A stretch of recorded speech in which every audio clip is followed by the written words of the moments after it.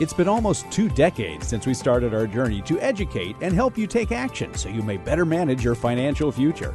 Our goal is to help you accomplish your life's purpose. This podcast reveals financial tips, strategies, and insights that will help you to set your financial goals and guide you along the way. This is Managing Your Financial Future, brought to you by the advisors at Lucia Capital Group. Well, thank you very much. Welcome back to another episode, Managing Your Financial Future. It's not just managing your financial future. I think it's going to also involve managing your financial present, as in these days. I'm Johnny Dean, your podcast host, not an advisor, but here with the advisor, Professor Rick Plum, certified financial planner, CFP professional. Professor Plum has been doing this a long, long time, as we've said, decades and decades. You've seen a lot. You've seen different laws happen, Professor.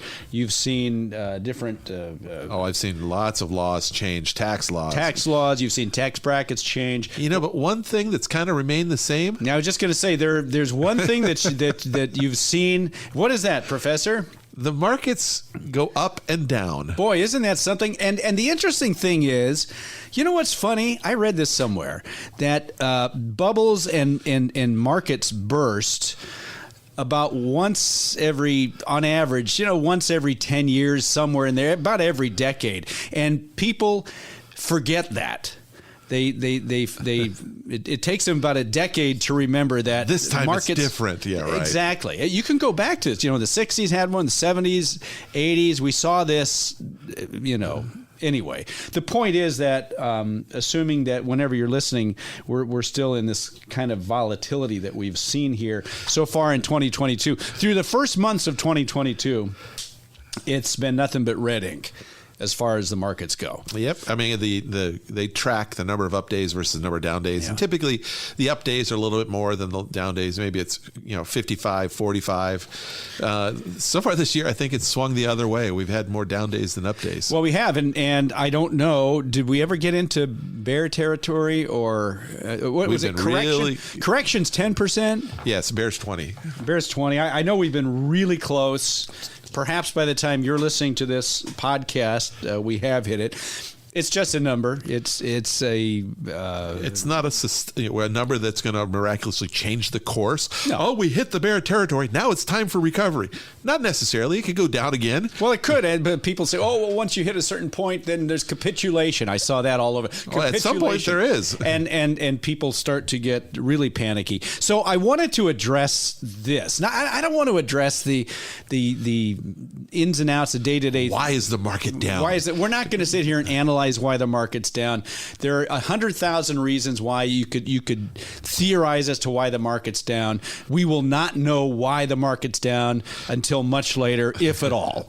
We have our ideas, but it doesn't matter. It doesn't matter. The market's down, and the market's already down quite a bit. And unfortunately, there are basically two camps: people that take this in stride, because they know that the markets are volatile. They are expecting the markets to be volatile, and they plan for the markets to be volatile, and they know what they're going to do when the markets go down. And then there's probably the majority of the rest of the people that are not planning. They're just kind of going along, doing their thing, and they say, well, I hear it's bad out there. I'm not going to open my statement. And then one day they forget and they open their statement. They say, they clutch their chest. I'm coming to see you. That's right. That Sanford? Who had that heart attack? That was Sanford. Sanford's son, a red fox. Yeah, it's and so they're reactionary. And then when they see that market down, they see their portfolio went down by 20, 25, or whatever the number is, they panic. And they react to and invariably when we react to that information, we react the wrong way. Well, and most of the time it's a matter of we pull our money out of the market, we stop investing in the market, we completely change our course of action. When the reality is, if you're going to change your course of action when the markets are down, that's the time to be more aggressive, but not everybody's going to be that comfortable. But I was actually speaking with somebody earlier today, and they were like, well, I didn't take the money out of the market but I have changed my investment options for they're talking about their 401k. I'm sorry, I forgot to say that. Their 401k, they're putting money in every paycheck, and they didn't change the money that's already gone down, 20%, but they've changed their ongoing contributions to basically hold in cash.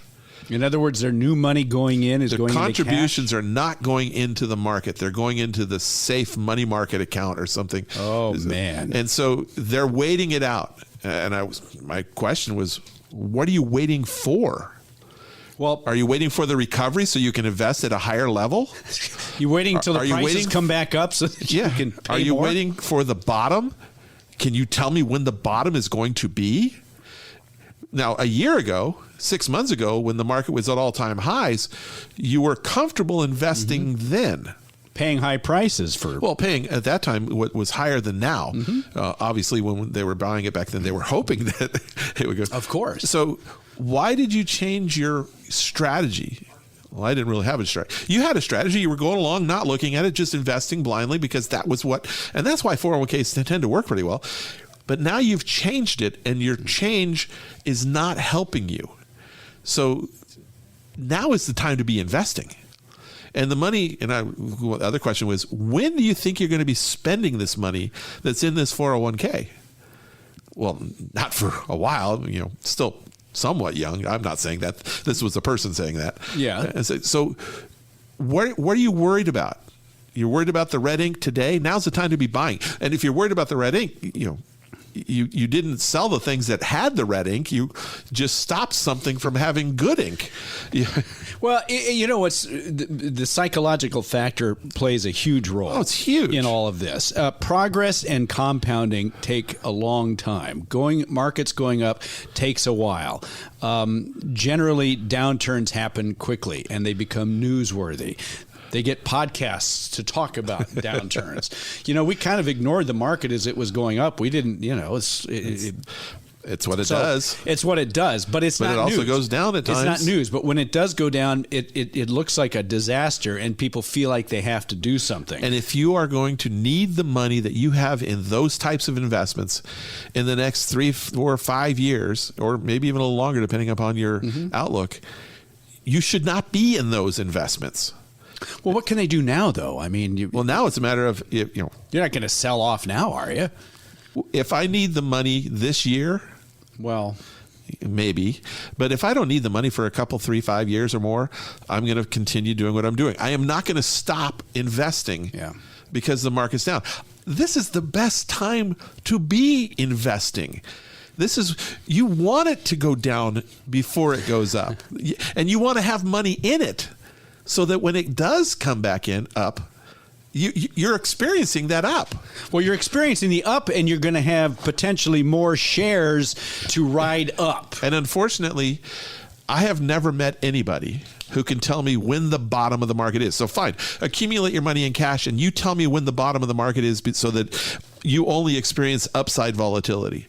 Nobody has been able to predict that ever. Nor were they able to predict the top, by the way. I did not see a single forecaster, January 1, which is about when the top was, within a day or two. January 3rd. Oh, well, it depends on which index you're looking at. Well, okay, the S&P, the first couple of days of 2022, nobody said a word about here's what's going to cause markets to take a 20% dive. Well, and the people that were saying the market's going to dive had been saying it for quite a while. Over and over and over. Yes, they've been shouting at this, and they were wrong for years and years.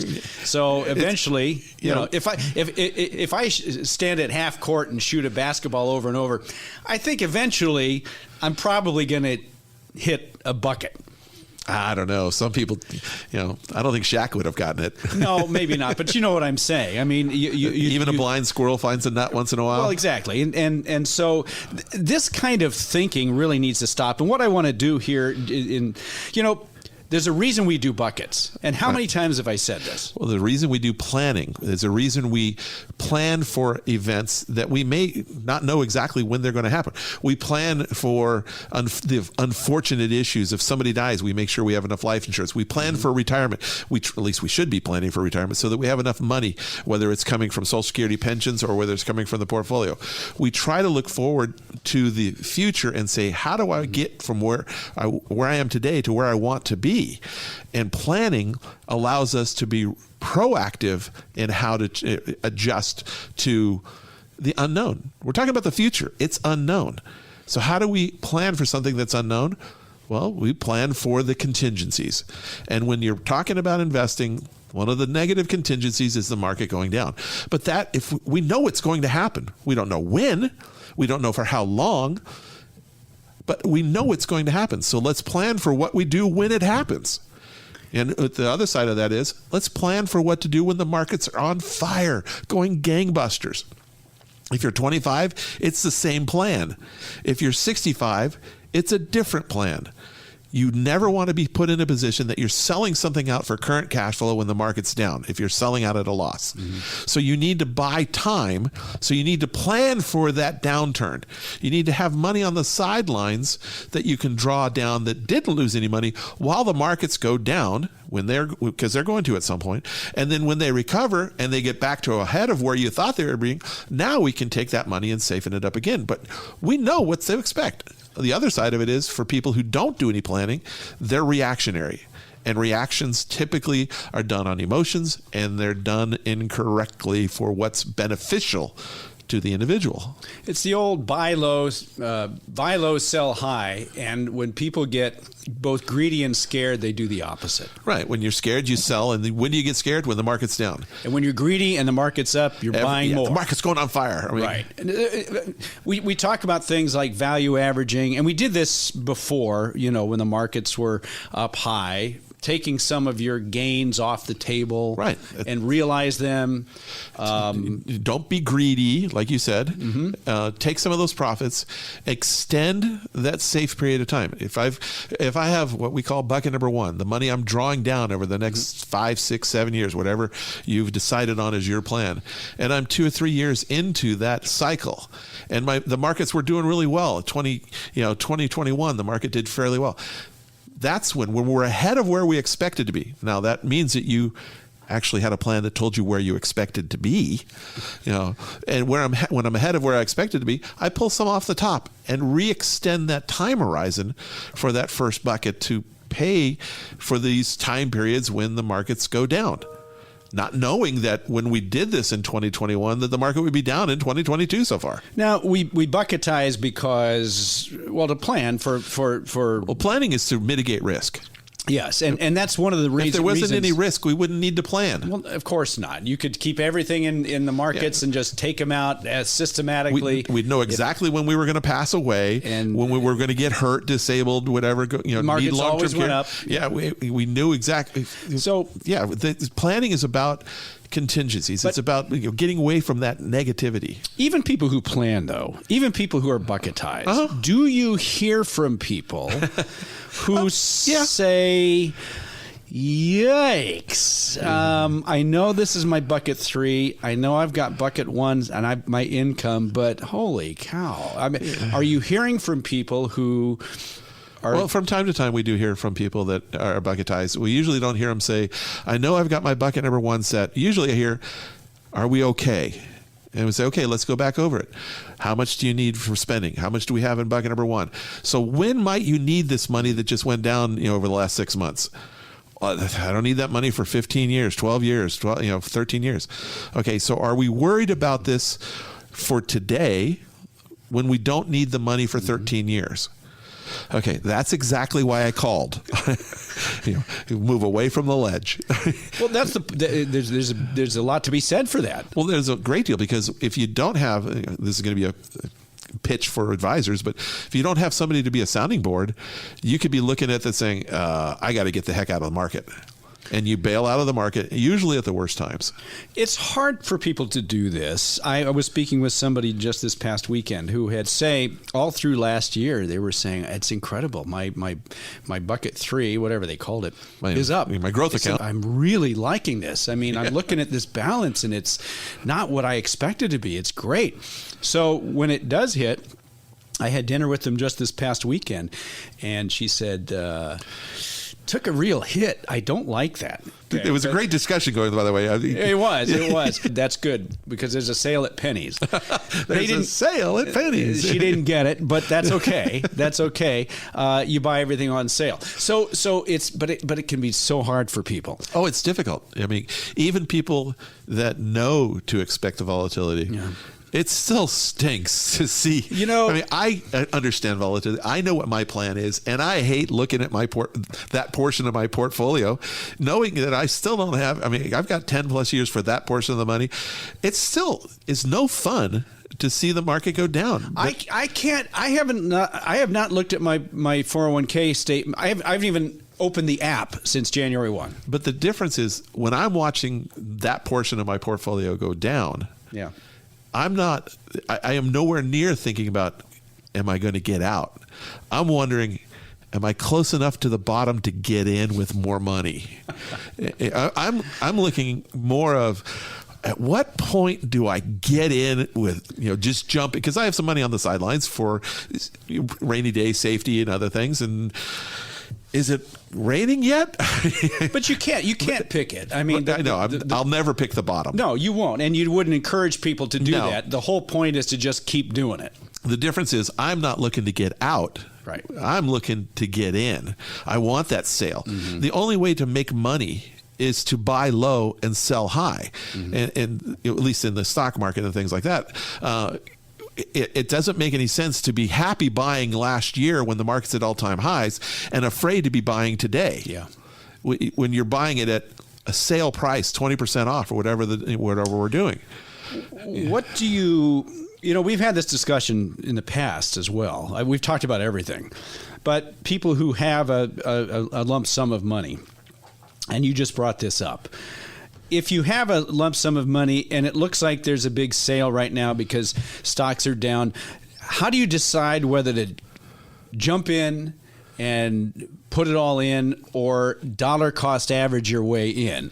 Now, obviously, there's pros and cons of doing both. If you lump sum your money in and you do it, and you did it on March 9th, 2009, or you found the absolute bottom, you got lucky, you did the right thing. If you're dollar cost averaging and it continues to go down, you're doing the right thing. But how does somebody decide to do that, since you brought it up? It depends on the individual, but most people, I'm saying, let's say you got a pension lump sum and you just retired, and you're instead of taking your pension, you took a lump sum, and you've got a decent size amount of cash, and you're saying, okay, I've done my planning, I've got my bucket number 1 set up, my bucket number 2 set up, and this amount of money, X whatever it is for long-term growth. I know I do not need this money for 15 plus years. I understand everything that's going on, but at the same time, I still don't like negative numbers, and I don't know when the bottom is going to be. So how comfortable, if you were to put that money in today and it goes down 20% over the next 3 months to a year, are you going to roll with the punches and say, hey, 10 years, 15 years, I'm fine. I'm not going to even care. Or are you going to, get a little agita, a little stomach, churning. So, well, let's try to dollar cost average through the bottom. Murphy's Law says that you will put your first payment in, and that'll be the bottom of the market, and your next several payments will be towards a higher number. And you should have put it all in a lump sum. And so, which one makes you feel more upset?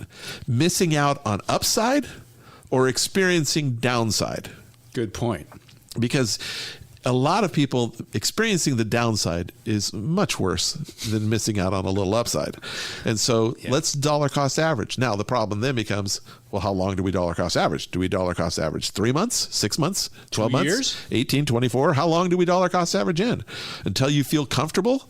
By then, it's already back up to 20%. And you're paying top dollar. Yeah, when you're paying retail. You could have had it wholesale back in June or whatever. So it's a difficult discussion. discussion, but it's more of an emotional, what will allow you to sleep really well at night? And it differs between, somebody who retired at 45, took a lump sum, but went to another job.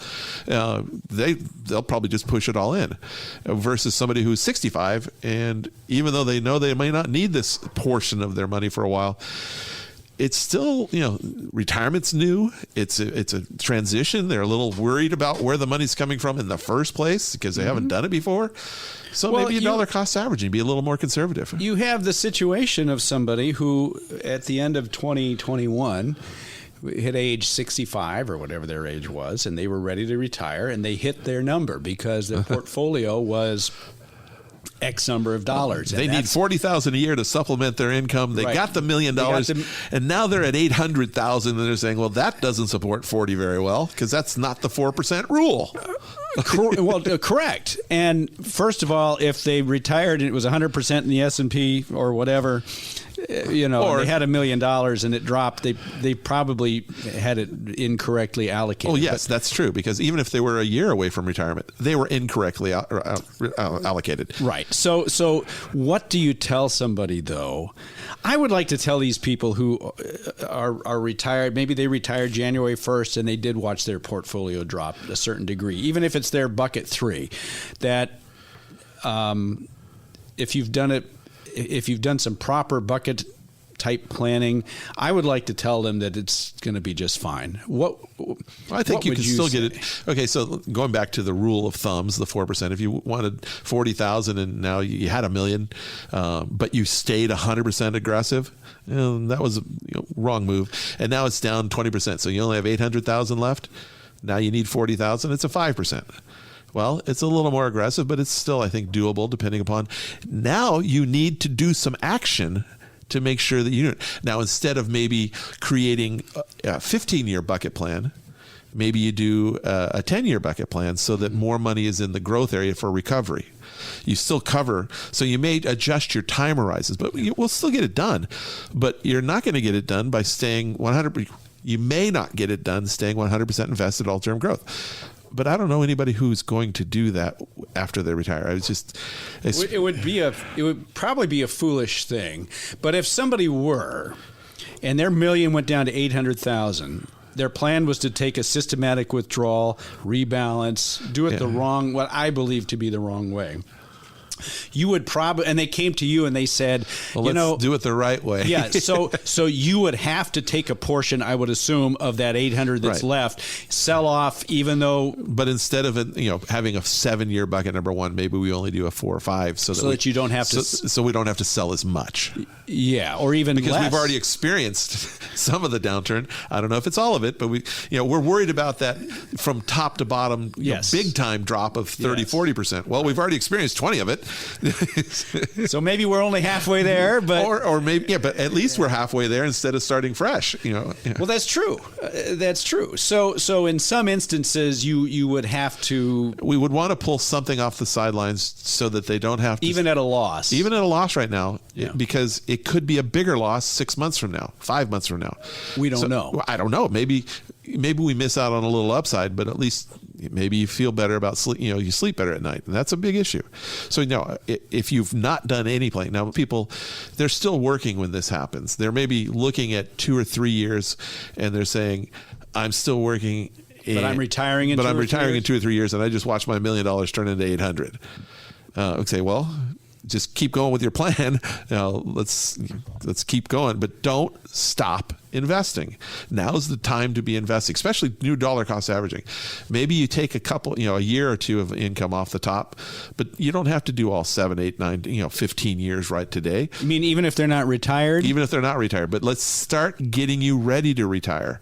Whereas a year ago, we may have, set up the buckets fully, for a longer time horizon, like I said, if we are halfway through this downturn, that means we're closer, and we don't have to have as long of a we don't have to fund as long of a time period because we don't have to fund the down and the up to get back to even. We only have to fund the up, potentially. or some of the up. But we don't know. We just don't know how long it's going to take. Yeah. Is this going to take 10 years to recover? I mean, is it going to take?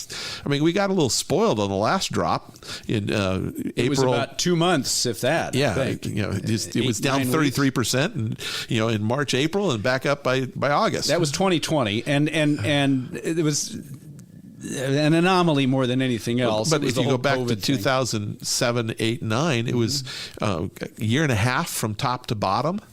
And then several years after that before we got back to... It was a year and a half from top to bottom? Well, the biggest crash happened in late 2008, but it had tapered off and started tailing down before that happened. Wow. You see, you only remember the really big drops, Right, we talk about 2008. Right. We talk about what happened in the fall of 2008. That was fall of 2008. Yeah. And when was the bottom? Spring of 2009 or March 9th of 2009, almost spring. Right. So that was at least 6 months. 7 months. And that was the big portion. But we were flat down for the year before that. Which didn't make much news. No, it didn't, because it was no big deal, they thought. I mean, no, and that's why I had said before, compounding and growth is slow and not newsworthy. It's the big drops that create the panic. It's like hearing the crash, you could hear it, it startles you, and you feel like you got to do something.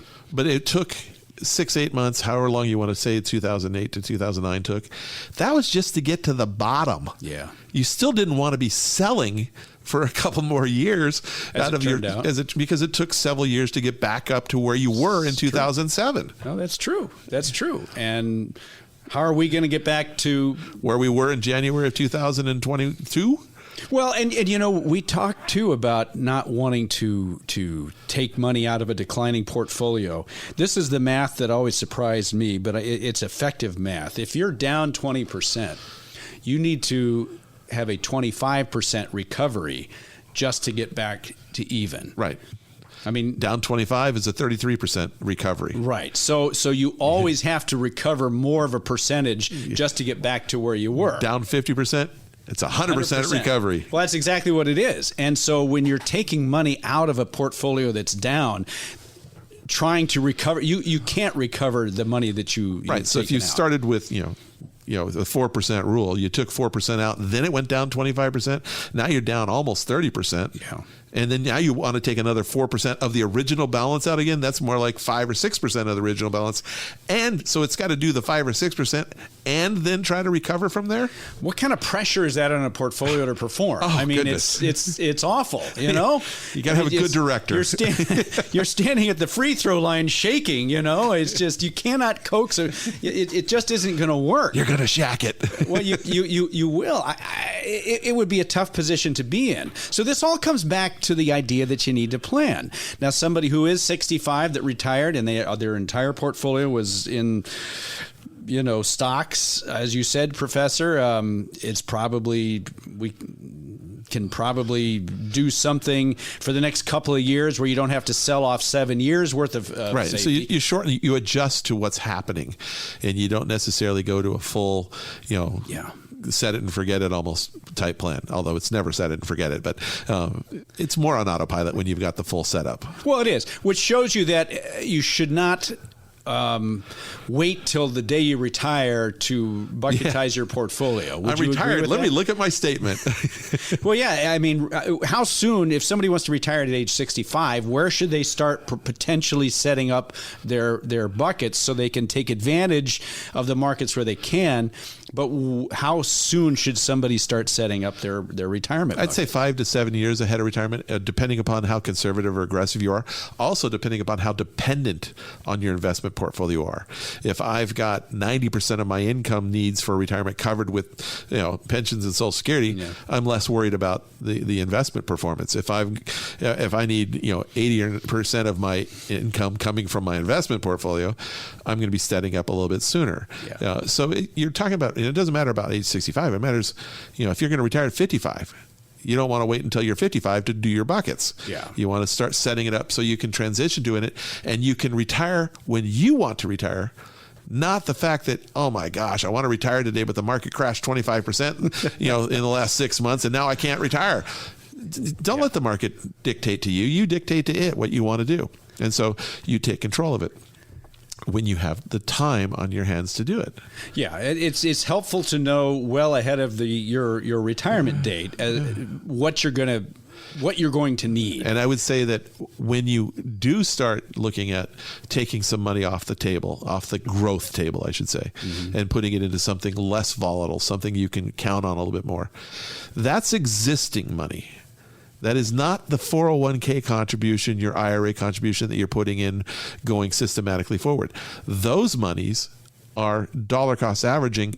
Those go into growth. So if you decide to go from, let's just say 100% aggressive growth, let's say you're pedal to the metal and the thing to the floor, and you've done that, but you're gonna back off a little bit.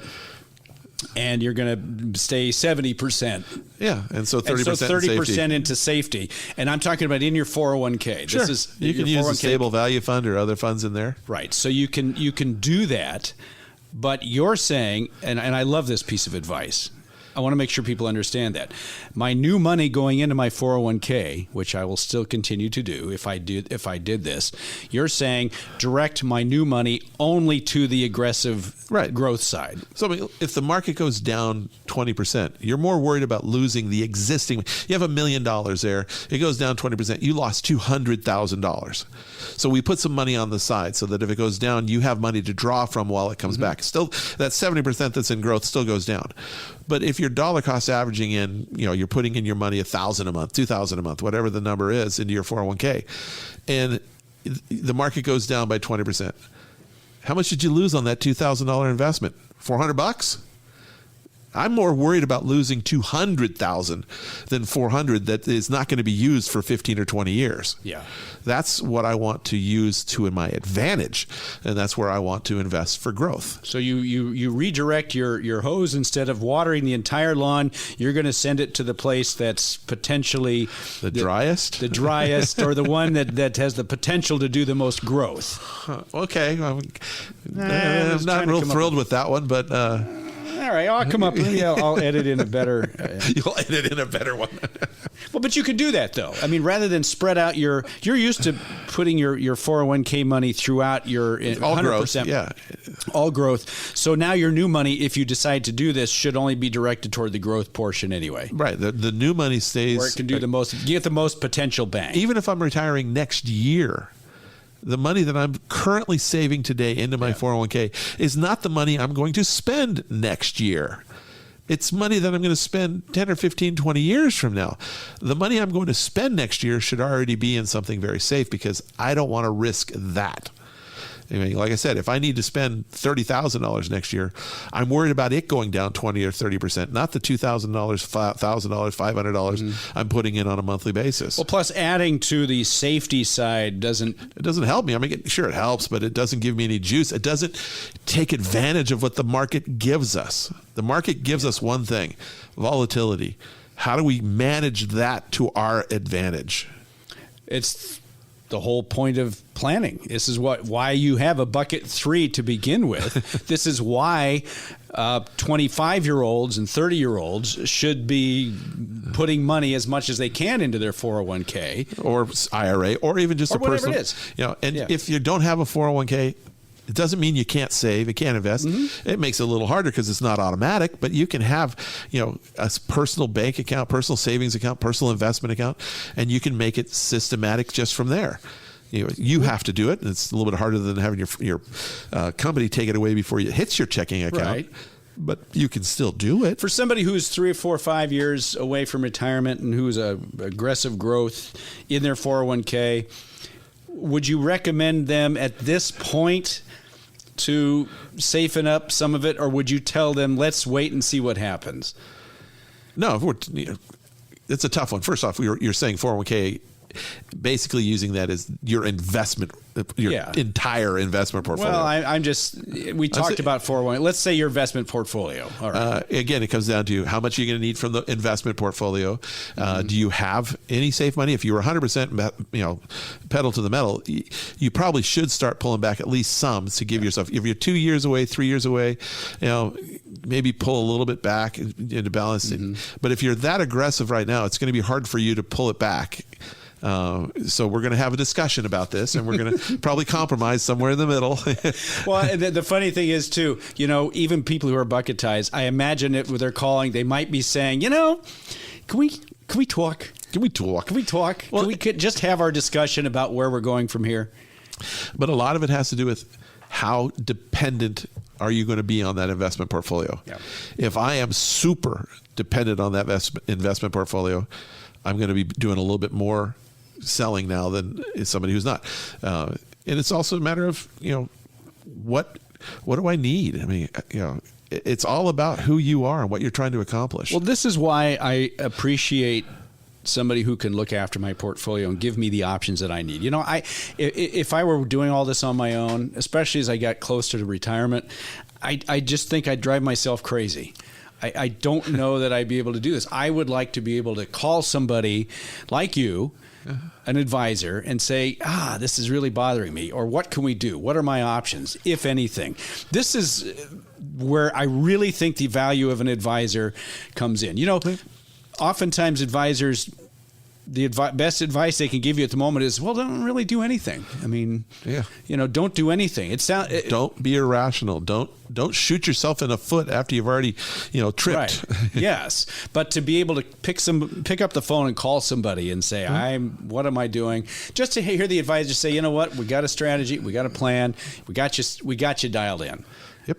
I just think that's a wonderful thing. And if you'd like some more information on this, if you've never had an advisor before, but you are getting concerned about this, you're getting close to retirement, you can give the folks at Lucia Capital Group a call. Why? Because Professor Plum heads up the entire financial planning department with Lucia Capital Group. That's nationwide.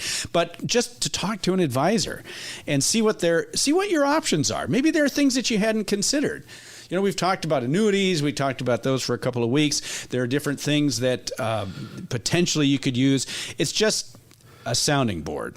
Somebody who can help you out and potentially offer some solutions to whatever is ailing you at the moment. Give them a call, 800-644-1150. That's the number at Lucia Capital Group, as I tell you every week, 800-644-1150. You can find them online, a bunch of articles, blog posts, videos, advice at luciacap.com, LUCIACAP.com, Lucia Capital Group website. Professor, you're all over that website, actually. We've got, videos of you in different backgrounds, We've got these incredible studios and, all this video stuff, and they still put my mug on the front of it. You're the professor. What can we say? You looked better about 25 years ago than you do now, but we all did. I'm just kidding. I really am. But you can go to luciacap.com and find all this information. Last word on markets and all that.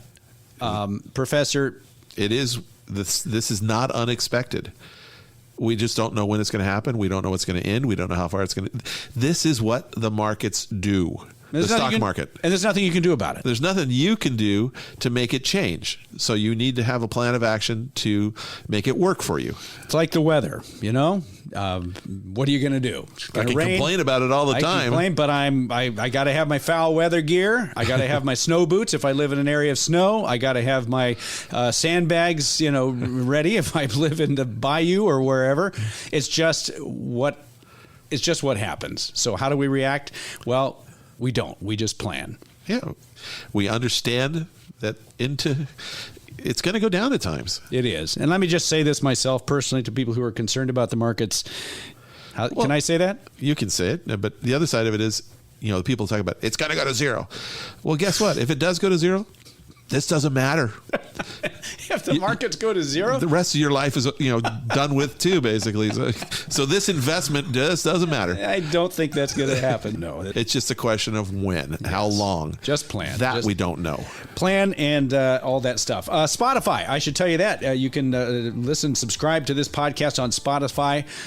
We're good to go. Once again, download the podcast. Listen to your heart's content. My thanks to Professor Rick Plum, Certified Financial Planner Professional. Appreciate all your help. for him and for the rest of the folks at Lucia Capital Group. I'm Johnny Dean, your podcast host. Thanks so much. We will talk to you again next week. The information provided should not be considered specific tax, legal, or investment advice and is not specific to any individual's personal circumstances. Different types of investments and/or investment strategies involve varying levels of risk, and there can be no assurance that any specific investment or investment strategy will be profitable for a client's or prospective client's portfolio. Thus, investments may result in a loss of principal. Accordingly, no client or prospective client should assume that the information presented serves as a receipt of or a substitute for personalized advice from LCG or from any other investment professional. You should always seek counsel of the appropriate advisor prior to making any investment decision. All investments are subject to risk, including the loss of principal. This material was gathered from sources believed to be reliable. However, its accuracy cannot be guaranteed. Stable value funds can be viewed as an alternative to money market funds. However, there are important differences, and stable value products can be complicated. Unlike money market funds, stable value funds are typically not registered with the SEC. In addition, they are not guaranteed by the U.S. government. The structure of or investments within stable value may vary, and it is important to consider these differences in selecting a stable value fund. Before investing, carefully consider a stable value fund's investment objectives, risks, charges, and expenses. To obtain a prospectus or summary prospectus which contains this and other information, call your financial advisor. Read the prospectus carefully before investing. S&P 500 Index is an unmanaged index and includes a representative sample of large cap U.S. companies in leading industries. An investment may not be made directly in an index. The information provided is based on current laws, which are subject to change at any time. Lucia Capital Group is not affiliated with or endorsed by the Social Security Administration or any government agency. Social Security rules can be complex. For more information about Social Security benefits, visit the SSA website at ssa.gov or call 800-772-1213 to speak with an SSA representative. A value averaging strategy does not guarantee a profit or protection from loss. The investor sets a target growth rate or amount on his or her asset base or portfolio each month and then adjusts the next month's contribution according to the relative gain or shortfall made on the original asset base. Since such an investment plan involves continual investment in securities, you must consider your willingness to continue purchasing during periods of high or low price levels. A dollar cost averaging strategy does not guarantee a profit or protection from loss. Since such an investment plan involves continual investment in securities regardless of fluctuating price levels, you must consider your willingness to continue purchasing during periods of high or low price levels. IRA withdrawals will be taxed at ordinary income rates. Withdrawals prior to age 59.5 may also be subject to a 10% penalty tax. Annuities are long-term investment products designed for retirement purposes. Guarantees are based on the claims-paying ability of the issuer, subject to their terms and conditions. Early withdrawals may be subject to surrender penalties, and if taken prior to age 59.5, may be subject to an additional 10% federal tax. Annuities are not FDIC insured. Certain terms and conditions apply, so please read insurance company materials carefully. Rick Plum is a registered representative with and securities and advisory services offered through LPL Financial, a registered investment advisor, and member FINRA SIPC. The investment professionals are affiliated with LPL Financial and are conducting business using the name Lucia Capital Group, a separate entity from LPL Financial.